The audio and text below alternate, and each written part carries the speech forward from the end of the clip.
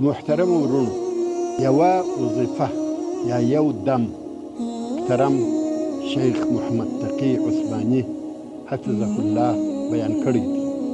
زه یې تاسو ته رانقلوم او کوشش وکړئ چې په دغه نن شپه کې او په سبا ورځ کې ډېر تر ډېره پورې نشر کړئ چې دا د خلکو د فایدې دپاره دی، خاصتا هغه کسان چې ناروغان دي.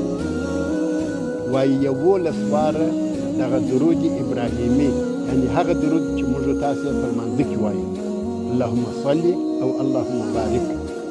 21 واره به د علم نشرح سورت وایي او 21 واره به د قدر سورت وایي چې انا انزلناه فی لیلة القدر. بیا به 11 واره درود ابراهیمي چې اللهم صل او اللهم بارک دي. دغه د هر مرض لپاره ان شاء الله تعالی علاج دی، دوا ده. الله جل جلاله یې ښه کوي. خود دعا به هم بیا وکړو او غوښتنه مې دا ده چې کوشش وکړو چې ډېر یې نشر کړو، ځکه د دغه دم د ویلو وخت د روژې 3مه جمعه ده چې هغه سبا ده.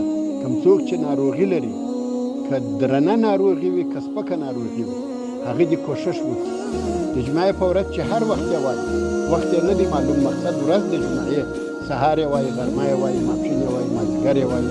همدغه دم پر دغه طریقه باندې ویل کېږي.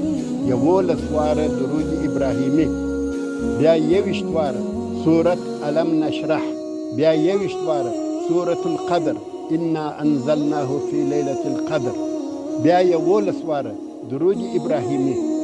دا ویل کېږي او تر هغه وروسته بیا خود دعا کېږي د خپل مرض دپاره، که لوی مرض وي که کوچنی مرض وي، الله جل جلاله بیا د هغه علاج ور وکړي.